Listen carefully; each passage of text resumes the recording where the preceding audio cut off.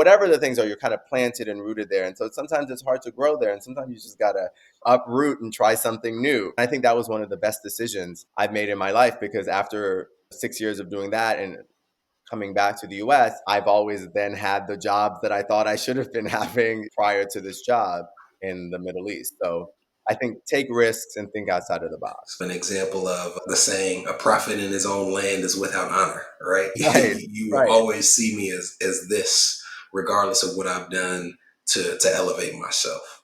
Yeah, that's powerful. Well, last question I have for you before we go into part two.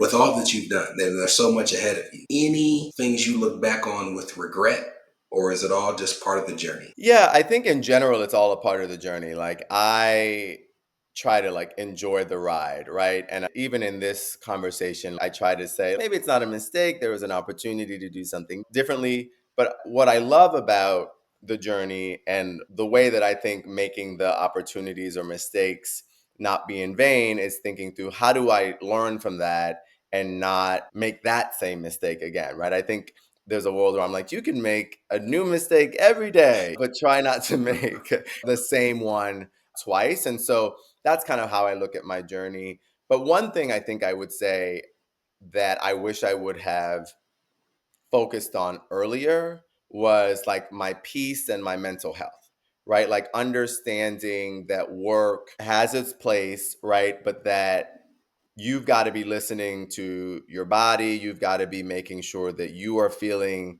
like emotionally and psychologically safe. And those kinds of things are not things that I thought about earlier in my career. And I think it impacted some of my like career decisions, but also my personal life decisions, right? Because I was not focused on my mental health and making sure that I was like protecting my peace and protecting my safe space. So I would think that as people continue to evolve in their careers, whether they're early on or later in the game, I think it's really important to prioritize self, physical health, mental health, emotional health.